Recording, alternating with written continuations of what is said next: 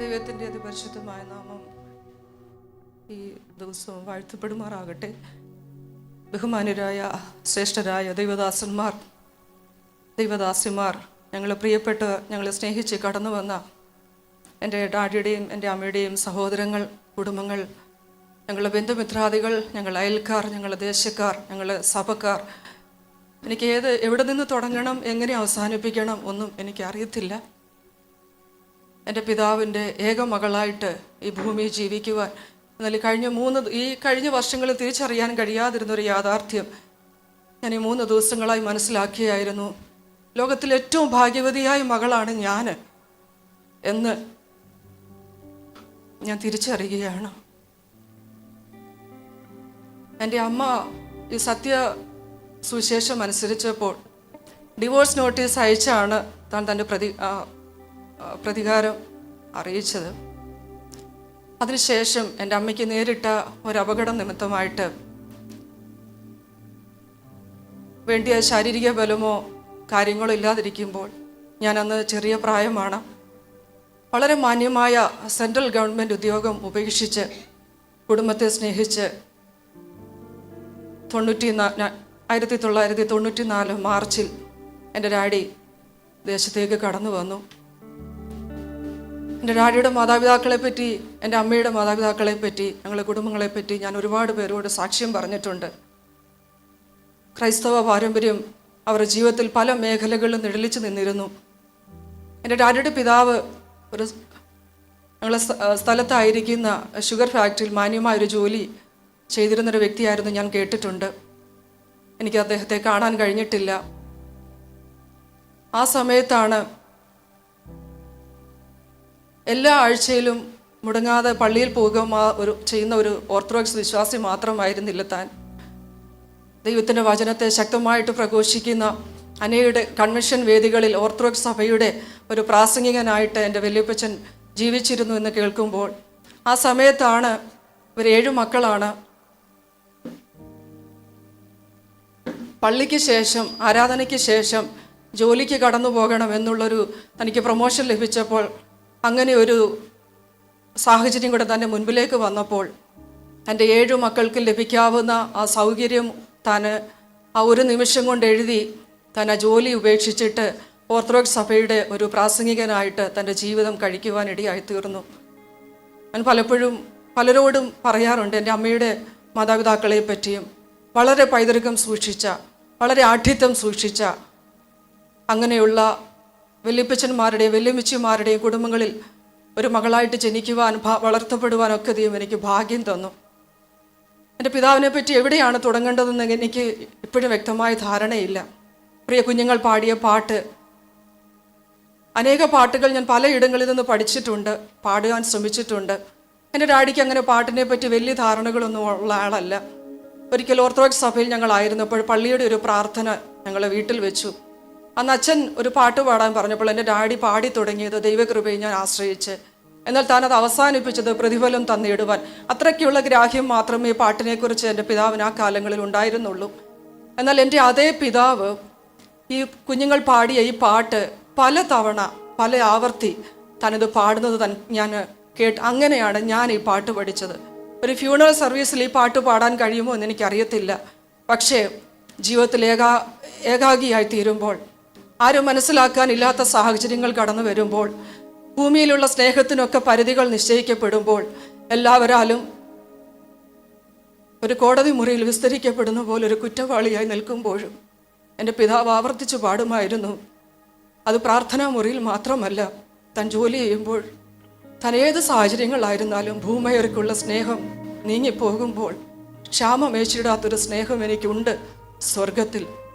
വെറുതെ പാടുന്നതായിരുന്നില്ല. താൻ ബൊക്കാറോയിൽ ജോലി ചെയ്തിരുന്നതിന് ശേഷം തൻ്റെ ജോലി നഷ്ടപ്പെട്ടു. അതിനുശേഷം ചില നാളുകൾ എൻ്റെ മാതാപിതാക്കൾ പ്രാർത്ഥനയോടെ ആയിരുന്നപ്പോൾ, ഓർത്തഡോക്സിലാണ്, താൻ കേട്ട ഒരു ദൈവശബ്ദമാണ് ആവർത്തന പുസ്തകം 8-ാം അധ്യായം. അതിലൊരു വാക്ക് ഇങ്ങനെ പറയുന്നുണ്ട്, കല്ല് ഇരുമ്പായിരിക്കുന്ന ദേശം. എൻ്റെ പിതാവിന് അടുത്തതായിട്ട് ജോലി ലഭിച്ചത് മാംഗ്ലൂരിൽ കുതിരമുഖ് എന്ന് പറയുന്ന സ്ഥലത്തിൽ ഒരു ഗവൺമെൻറ് ജോലിയിലേക്കാണ് താൻ പ്രവേശിച്ചത്. തനിക്ക് എന്ത് നഷ്ടപ്പെട്ടാലും അതിനുശേഷം തനിക്ക് കിട്ടുന്നത് അതിനേക്കാട്ടിൽ ഏറ്റവും മഹത്തരമായതൊന്നായിരിക്കും. ആ ദേശത്ത് കടന്നു ചെന്നപ്പോഴാണ് കാണുവാൻ കഴിഞ്ഞത് അവിടുത്തെ കല്ലും ഇരുമ്പും കൂടെ മിശ്രിതമായിരിക്കുന്ന അങ്ങനെ ഒരു അവസ്ഥ ആ ദേശത്ത് എനിക്ക് കാണുവാൻ കഴിഞ്ഞിട്ടുണ്ട്. അതിൽ നിന്ന് ചില കല്ലുകൾ അടർത്തി മാറ്റി വർഷങ്ങൾ ഞങ്ങളുടെ ഭവനത്തിൽ സൂക്ഷിച്ചിരുന്നു. എൻ്റെ ഡാഡി തിരുവല്ല വളഞ്ഞോട്ടംകാരനാണ് എന്ന് ഇവിടെ മനസ്സിലായി കാണുമല്ലോ. 2010 ഞങ്ങൾ ഈ ദേശത്തേക്ക് കർത്താവിൻ്റെ വേലയ്ക്ക് വേണ്ടി കടന്നു വന്നു. എൻ്റെ ഭർത്താവ് ഒരു സെമിനാരി അധ്യാപകനും അതേസമയം ഇവിടെ അന്ന് ചർച്ചിൻ്റെ പണി നടന്നുകൊണ്ടിരിക്കുകയാണ്. ഞങ്ങൾ ആ സമയത്താണ് ഇവിടേക്ക് കടന്നു വന്നത്. ഒരു പാസ്റ്ററെ താമസിപ്പിക്കുവാനുള്ള സാഹചര്യങ്ങൾ അന്ന് ഇവിടെ ഉണ്ടായിട്ടില്ല. ചർച്ചിൻ്റെ പണി നടക്കുകയാണ്. അതിനുശേഷം ഞങ്ങൾ 1 വർഷത്തേക്ക് കടന്നു വന്ന ഞങ്ങൾ ചില ദീർഘനാളുകൾ ഞങ്ങളെ പ്രതീക്ഷയ്ക്കപ്പുറമായിട്ട് ഇവിടെ തുടരേണ്ടതായിട്ട് വന്നു. ഏകദേശം 12 വർഷങ്ങൾ ഞങ്ങൾ ഈ ദേശത്തുണ്ടായിരുന്നു. ഞങ്ങളുടെ കുഞ്ഞുങ്ങളുമായിട്ട് ഞങ്ങൾ ഈ ദീർഘദൂര യാത്രകൾ, സെമിനാരിയിലെ ഉത്തരവാദിത്വവും സഭയുടെ ഉത്തരവാദിത്വവും ഒരുമിച്ച് കൊണ്ടുപോകേണ്ടതിന് ഞങ്ങളെ പിഞ്ചു കുഞ്ഞുങ്ങളുമായിട്ട് ഞങ്ങൾ ദീർഘദൂരം യാത്ര ചെയ്യുമ്പോൾ പിന്നീട് അത് അവരുടെ പഠനത്തെ കാര്യമായി ബാധിക്കുവാൻ തുടങ്ങി. ആ സമയത്ത് ആണ് ഇങ്ങനൊരു തീരുമാനം എടുക്കുവാനിടയായി തീർന്നത്. എൻ്റെ ഡാഡിയുടെ വേദന ഞാൻ വല്ലാതെ മനസ്സിലാക്കി. പക്ഷെ എനിക്ക് മറ്റൊരു നിവൃത്തി ഉണ്ടായിരുന്നില്ല. ഞാൻ എൻ്റെ പിതാവിൽ കണ്ട ഒരു വലിയ ഭക്തിയുടെ പ്രതിഫലനം ഞാൻ കണ്ടത്. ഞാൻ അദ്ദേഹത്തിൻ്റെ ഏക മകളാണ്. ഇവിടെ വന്നപ്പോൾ ഞങ്ങൾ ആ വീട് മേടിച്ചു. ആദ്യം ഞങ്ങൾ 2 പേരുടെയും പേരിൽ അത് എഴുതണമെന്നുള്ള ഡാഡിക്ക് വലിയ നിർബന്ധമായിരുന്നു. എൻ്റെ ഭർത്താവിൻ്റെ വീട്ടുകാരെയോ ബഹുമാനിക്കാത്ത ഒരു പ്രവൃത്തികളും എൻ്റെ ഡാഡി എന്നിൽ നിന്ന് ഒരിക്കൽ പോലും ആഗ്രഹിക്കുകയോ അത് അദ്ദേഹത്തിന് അംഗീകരിക്കുവാൻ കഴിയുന്നതോ ആയിരുന്നില്ല. അപ്പോൾ എൻ്റെ ഭർത്താവ് അദ്ദേഹത്തിൻ്റെ പേര് അതിൽ വെക്കുന്നതിന് അനുകൂലമല്ലായിരുന്നു. പൂർണ്ണ മനസ്സോടെ കാലശേഷം എന്നൊരു വാക്ക് ആ പ്രമാണത്തിൽ ഉപയോഗിക്കാതെ എൻ്റെ പിതാവ് പൂർണ്ണമായിട്ട് എൻ്റെ പേരിൽ അത് എഴുതി തരുവാൻ ഇടയായി തീർന്നു. തൻ്റെ വിശ്വാസത്തിൻ്റെ അടിത്തറ എന്നിലല്ലായിരുന്നു എന്ന്, ഞങ്ങളിലല്ലായിരുന്നുവെന്ന് ഞാൻ മനസ്സിലാക്കുന്നു. വേദികളിൽ താൻ വിശ്വാസത്തെപ്പറ്റി പ്രസംഗിച്ചിട്ടില്ല. മറ്റുള്ളവരോട് താൻ പ്രഹസനമായി ഒന്നും പറയുകയോ ചെയ്യുകയോ ചെയ്തിട്ടില്ല. പക്ഷെ പല പ്രവൃത്തികളിലെയും ആഴം ഞങ്ങൾക്ക് ഗ്രഹിക്കുവാൻ കഴിയുന്നതായിരുന്നില്ല. ഞങ്ങളുടെ ദേശത്തേക്ക് കടന്നു വന്നപ്പോൾ ഞങ്ങൾ കേട്ട ചില വർത്തമാനങ്ങളുണ്ട്. കണ്ടനാട് ദേശം അത്ര പെട്ടെന്ന് പുറത്തുള്ളവരെ അംഗീകരിക്കുന്ന സ്വഭാവക്കാരല്ല. പക്ഷേ ചില നാളുകൾ കൊണ്ട്, കഴിഞ്ഞ 3 ദിവസങ്ങൾ കൊണ്ട് എനിക്ക് ആ ധാരണകൾ എൻ്റെ ജീവിതത്തിൽ നിന്ന് പാടെ മാറ്റേണ്ടതായിട്ട് വന്നു. ഞങ്ങൾക്ക് ആ വീട്ടിൽ ഒരു കാര്യം പോലും ക്രമീകരിക്കേണ്ടതായിട്ട് വന്നില്ല. ഞങ്ങൾക്ക് ആരോടാണ് നോ പറയേണ്ടതെന്ന് ഞങ്ങൾക്കറിയത്തില്ല. റെസിഡൻസ് അസോസിയേഷൻ പല കാര്യങ്ങൾ എൻ്റെ ഡാഡിയുടെ ആരോഗ്യം മോശമാകുമ്പോൾ ഞാൻ പറയും, ഡാഡി ഇനിയൊന്ന് നിർത്തിക്കൂടെ, ഇനിയൊന്ന് മതിയാക്കിക്കൂടെ, ഒരു വ്യക്തിയെ പോലും കണ്ടാൽ വെറുതെ വിടുകയില്ല. ഞാൻ പറയും ചിലപ്പോൾ കുറച്ച് കഴിയുമ്പോൾ ഡാഡിയെ ഒളിച്ച് അവർ പോകുവാൻ ഇഷ്ടപ്പെടുമായിരിക്കും. എന്നാലും പറയും, മോളെ ഒരു വ്യക്തിയോട് മുഖം തിരിക്കരുത്. ഞാൻ അതിൻ്റെ ഒരു ഉദാഹരണം ഞാൻ ചിന്തിക്കുന്നത്, ഒരു സമയത്ത് ഇവിടെ എന്തോ ഒരു പൊതു മീറ്റിംഗ് സഭ ക്രമീകരിച്ചു. അന്നിവിടെ കടന്നു വന്ന എല്ലാവരോടും മാക്സിമം ഞാൻ സംസാരിക്കുവാൻ ശ്രമിച്ചപ്പോൾ ഈ വിശ്വാസത്തിന് പുറത്തുള്ള സമുദായത്തിലുള്ള ഒരു അമ്മച്ചി എന്നെ അരികെ വിളിച്ചു. മോടെ നാടേതാ? ഞാൻ പാസ്റ്ററുടെ വൈഫാണെന്ന് അമ്മച്ചിക്ക് അറിയത്തില്ല. ഞാൻ പറഞ്ഞു, തിരുവല്ലയാണ് എൻ്റെ സ്വദേശം. എന്നോട് പറഞ്ഞു, മോളെ നല്ലൊരു മാതാപിതാക്കളാണ് നിന്നെ വളർത്തിയത്. ഞാൻ നിന്നെ പലപ്പോഴും ശ്രദ്ധിക്കുകയായിരുന്നു. ഇന്ന് കണ്ടാൽ പോലും മുഖം തിരിച്ചു പോകുന്ന ഈ കാലഘട്ടത്തിൽ ഇതൊന്നും ഞങ്ങളെപ്പറ്റി പറയുവാനല്ല. എൻ്റെ പിതാവ് ഒരു മനുഷ്യൻ്റെയും മുഖം അവഗണിച്ചു പോയിട്ടില്ല. ആ ദേശത്ത് അനേകർ വന്ന് കരയുന്നത് കണ്ടപ്പോൾ ഞാൻ ഓർത്തു, അതിൻ്റെ ഒരു അംശം പോലും ഞാനും എൻ്റെ അമ്മയും കരഞ്ഞിട്ടുണ്ടോ എന്ന് എനിക്കറിയത്തില്ല. താൻ ഈ വിശ്വാസം സ്വീകരിച്ച് വന്നപ്പോൾ ഞാൻ കണ്ട ചില പ്രത്യേകതകൾ, ഞാനൊരു ക്രമീകരിച്ച ഒരു സന്ദേശമല്ല, അനുഭവങ്ങളല്ല ഇവിടെ പറയുന്നത്. വിശ്വാസ സ്നാനം സ്വീകരിച്ച് ഞാൻ ആദ്യം സ്നാനപ്പെടുവാൻ ചോദിച്ചപ്പോൾ എൻ്റെ ഡാഡി ഭയങ്കര എതിർപ്പായിരുന്നു. ഞാൻ പറഞ്ഞു, ഡാഡി എന്ന് എന്നെ അനുവദിക്കുന്നു അന്ന് വരെ ഞാൻ വെയിറ്റ് ചെയ്യാം. അതിനുശേഷം എനിക്ക് അനുവാദം തന്നു. ഞാൻ സ്നാനപ്പെട്ട് കരയിലേക്ക് കയറിയപ്പോൾ പാസ്റ്ററോട് എന്നിട്ട് പറഞ്ഞു, പാസ്റ്ററെ ഈസ്റ്ററിൻ്റെ അന്ന് എനിക്കും സ്നാനപ്പെടണം, ഇത് സത്യമാണെന്ന് എനിക്ക് ബോധ്യമായി. ഞങ്ങൾക്ക് വേണ്ടി വളരെ കരഞ്ഞ, പ്രാർത്ഥിച്ച, അധ്വാനിച്ച ആ ദൈവദാസനെയും കുടുംബത്തെയും ദൈവസഭയും ഞങ്ങൾക്കൊരിക്കലും മറക്കുവാൻ കഴിയത്തില്ല. എൻ്റെ ഡാഡി വിശ്വാസത്തിൽ വന്നതിന് ശേഷം താൻ ചെയ്ത താൻ ഒരു സെൻട്രൽ ഗവൺമെൻറ് ഉദ്യോഗസ്ഥനായിരുന്നു. ഇന്ത്യയുടെ പല സ്റ്റേറ്റുകളിൽ 7ഓളം ഭാഷകൾ തനിക്ക് അനായാസമായി കൈകാര്യം ചെയ്യുവാൻ കഴിയുമായിരുന്നു. എന്നാൽ പിന്നീട് പല പ്രൈവറ്റ് ഫേമിലും താൻ വർക്ക് ചെയ്തിട്ടുണ്ട്. അതിൻ്റെ യാതൊരു അഹങ്കാരങ്ങളോ യാതൊരു പദവികളോ ഇല്ലാതെ എങ്ങനെ തനിക്കിങ്ങനെ ഒരു ഡൗൺ ടു എർത്ത് ആയിട്ട് തീരാൻ കഴിയുന്നു എന്നെ പലപ്പോഴും അതിശയിപ്പിച്ചിട്ടുണ്ട്. തനിക്ക് ശമ്പളം കിട്ടുമ്പോൾ ബാങ്കിൽ പോയിട്ട് ഒരു കെട്ട് നോട്ട് താൻ പുതിയതും മേടിക്കും. എന്തിനാ ഞങ്ങൾ ചോദിച്ചപ്പോൾ പറയും, ഇനിയും മുതൽ ഞാൻ ആ പുതിയ നോട്ട് മാത്രമേ സ്തോത്രാഴ്ച ഇടുകയുള്ളൂ. ഈ കഴിഞ്ഞ സമയത്ത് താൻ തീർത്തും നഷ്ടപ്പെട്ടു ഞങ്ങൾക്ക് തോന്നിയൊരു സമയമുണ്ടായിരുന്നു. ഞാൻ പെട്ടെന്ന് ഷാർജയിൽ നിന്ന് ഇവിടേക്ക് കയറി വന്നു. അമ്മയോട് പറഞ്ഞു, അവളോട് പറയരുത് ഞാൻ ICUലാണെന്ന് പറയരുത്. പക്ഷേ ഞാൻ രാവിലെ വന്ന് എന്നെ കണ്ടപ്പോൾ ഡാഡി ICUയിൽ കിടന്ന് പൊട്ടിക്കരഞ്ഞു. നഴ്സുമാരെ എല്ലാം വിളിച്ചു കൂട്ടി, സങ്കടം കൊണ്ടല്ല, എൻ്റെ മകൾ വന്ന് എന്നെ കാണാൻ വന്നു എന്ന് പറഞ്ഞിട്ട്. പിന്നീട് ഡാഡി ഒരു ക്രമീകൃതമായൊരവസ്ഥയിലേക്ക് നീങ്ങുന്നു എന്ന് തോന്നിയ സമയത്താണ് ഞങ്ങളായിരുന്ന സഭയിൽ വളരെ നടുക്കുന്ന ഒരു ആക്സിഡൻ്റ് ഉണ്ടായി. ഒരു 5 വയസ്സുള്ള കുഞ്ഞ് ഈ ലോകത്ത് നിന്ന് മാറ്റപ്പെട്ടു. ആ സഭയിലെ തന്നെ ഒരു സിസ്റ്ററുടെ മാതാവിൻ്റെ ഫ്യൂണറൽ സർവീസിൽ ഞാൻ അറ്റൻഡ് ചെയ്തുകൊണ്ടിരിക്കുമ്പോഴാണ് ഈ സംഭവം അവിടെ നടക്കുന്നത്. എനിക്ക് എന്താണ് ചെയ്യേണ്ടതെന്നൊന്നും അറിയാൻ കഴിയാത്തൊരവസ്ഥ. എൻ്റെ ഡാഡി മരണത്തിനോടടുത്ത് നിൽക്കുന്നു. സഭയിലെ കാര്യങ്ങൾ ഉപേക്ഷിക്കാൻ പറ്റത്തില്ല, പിതാവിനെ ഉപേക്ഷിക്കാൻ കഴിയത്തില്ല. ഞാൻ അമ്മയെ വിളിച്ചിട്ട് വിവരം പറഞ്ഞ് ഇങ്ങനെ ഒരു സംഭവം നടന്നു, ബാക്കി എന്താ ചെയ്യേണ്ടതെന്ന് എനിക്കറിയത്തില്ല, പെതിയെ പറഞ്ഞാൽ മതി. എന്നെ തിരികെ വിളിച്ചിട്ട് എന്നോട് പറഞ്ഞു, മോളെ, നീ എനിക്ക് ഏക മകളെ ഉള്ളൂ എന്ന് എനിക്കറിയാം, സത്യമാണ്. നിൻ്റെ സ്നേഹവും ആത്മാർത്ഥതയും എനിക്കറിയാം. പക്ഷേ ഇപ്പോൾ നിന്നെ ആവശ്യം നിൻ്റെ സഭയ്ക്കാണ്, ആ ദുഃഖത്തിലായിരിക്കുന്ന കുടുംബത്തിനാണ്. അതുകൊണ്ട് നീ ധൈര്യമായിട്ട് കയറിപ്പോകണം, എനിക്കൊന്നും സംഭവിക്കത്തില്ല. ഞാൻ അത് തന്നെ ചെയ്യുമായിരുന്നു. പക്ഷേ എൻ്റെ പിതാവ് എനിക്ക് തന്ന ആ ധൈര്യം വളരെ വലുതായിരുന്നു. പിന്നീട് താൻ എല്ലായ്പ്പോഴും തൻ്റെ രോഗവിവരങ്ങളെ മറന്ന് ആ കുടുംബത്തിൻ്റെ വിഷയങ്ങളും ഷാർജ സഭയുടെ വിശേഷങ്ങളും എല്ലാം അന്വേഷിക്കുമായിരുന്നു. ഇവിടെ ഇരിക്കുന്ന വേദിയിലിരിക്കുന്ന ദേവദാസന്മാർക്ക് അറിയാത്തൊരു രഹസ്യമുണ്ട്. എല്ലാ ജനറൽ കൺവെൻഷനും എൻ്റെ പിതാവ് ഒറ്റയ്ക്കാണെങ്കിലും ഇവിടെ നിന്ന് വന്ന് തിരുവല്ലയിൽ കൺവെൻഷൻ സംബന്ധിക്കുമായിരുന്നു. ഏതെങ്കിലും സമയത്ത് താൻ അത് മുടക്കിയിട്ടുണ്ടോ എന്ന് എനിക്കറിയത്തില്ല. എല്ലാവരെയും കാണുന്നത്, ദൈവദാസന്മാരെ കാണുന്നത്, എല്ലാവരെയും പരിചയം പുതുക്കുന്നത് എനിക്കൊരു ഭയങ്കര സന്തോഷമായിരുന്നു. ഹോസ്പിറ്റലിൽ കിടന്നപ്പോൾ നേഴ്സസ് വരുമ്പോൾ അവരോട് അങ്ങോട്ട് ചോദിക്കും, മോളെ സുഖമാണോ, ഭക്ഷണം കഴിച്ചോ?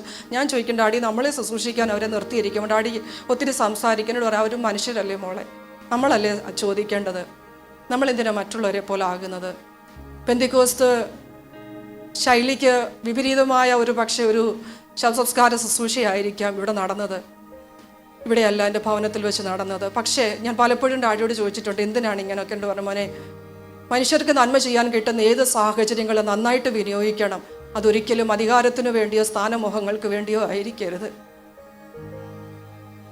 എൻ്റെ വല്യപ്പച്ചൻ, എൻ്റെ അമ്മയുടെ അപ്പച്ചൻ എനിക്ക് ഗിഫ്റ്റായിട്ടൊരു 35 സെൻറ്റ് സ്ഥലം തന്നു. ഞങ്ങളൊരു പ്രത്യേക സാഹചര്യത്തിൽ ഞങ്ങൾക്കത് കൈമാറ്റം ചെയ്യേണ്ടതായിട്ട് വന്നു. ഗിഫ്റ്റായിട്ട് കിട്ടിയ സ്ഥലമായതുകൊണ്ട് അതിൻ്റെ ദശാംശം തന്നെ സ്ഥലമായിട്ട് തന്നെ തിരിച്ചിട്ടിട്ടാണ് താൻ എൻ്റെ വിൽപ്പന നടത്തിയത്. പ്രസംഗങ്ങളിലല്ല, പ്രവൃത്തികളിൽ എൻ്റെ പിതാവിനെ ഒരു വലിയ, എനിക്ക് ഏത് വാക്കുകൊണ്ട് എൻ്റെ പിതാവിനെ ഉപമിക്കണമെന്ന് അറിയത്തില്ല. വീട്ടിൽ കടന്നു വരുന്ന ആർക്കും അത് സ്വന്തം വീടായിട്ട് തോന്നത്തക്കതുപോലെ ആയിരുന്നു എൻ്റെ മാതാപിതാക്കളുടെ പെരുമാറ്റം. വിശ്വാസത്തിന് വേണ്ടി ഞങ്ങളെ എത്രത്തോളം അദ്ദേഹം വെറുത്തു എന്ന് പറയാൻ കഴിയത്തില്ല. തൻ്റെ ആ വിയോജിപ്പ് താൻ പ്രകടിപ്പിച്ചുവെങ്കിലും പിന്നീട് താൻ അതിനേക്കാൾ എത്രയോ മടങ്ങ് ഞങ്ങൾക്കത് തിരികെ തന്നു. താൻ രോഗിയായതിനു ശേഷം ഞങ്ങളുടെ മകൻ വെക്കേഷനുള്ള ബന്ധത്തിൽ ഞങ്ങളോടൊപ്പം അവിടേക്ക് കടന്നു വന്നപ്പോൾ എൻ്റെ അമ്മയെ കൊണ്ടുവന്ന് പെട്ടെന്ന് കണ്ണിൻ്റെ സർജറി രണ്ടും ചെയ്യിച്ചു. പലരോടും പറഞ്ഞു, ഞാൻ പോയാലും ഇനി അവൾക്ക് കണ്ണ് കാണാമല്ലോ. കഴിഞ്ഞ ആഴ്ചകളിൽ ഇവിടെ ഉപവാസ പ്രാർത്ഥനയിൽ സഭായങ്ങളിൽ നടന്ന കാര്യങ്ങൾ കേൾക്കുമ്പോൾ എൻ്റെ ഡാഡി ഒരു പ്രവാചകനായിരുന്നു എന്ന് ഞാൻ സംശയിച്ചു പോവുകയാണ്. ഓരോരുത്തരോട് മറം പറ്റുന്ന വാക്കുകളാണ് പറഞ്ഞത്. വീട്ടിൽ അമ്മയ്ക്ക് വേണ്ടുന്ന മരുന്നെല്ലാം കൊണ്ട് മേടിച്ചു വെച്ചു, എല്ലാ കാര്യങ്ങളും ക്രമീകരിച്ചു, വീട് തന്നെ പെയിൻറ്റ് ചെയ്തു. എന്തിനായിരുന്നു ഇതൊക്കെയെന്ന് എനിക്കറിയത്തില്ല.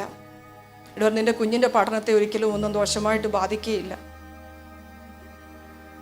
ഇതിനിടയിലാണ് ഞങ്ങൾ പെരുന്നാട്ടിലെ പിതാവിനൊരു ചെറിയ ശാരീരിക അസ്വസ്ഥത ഉണ്ടായത്.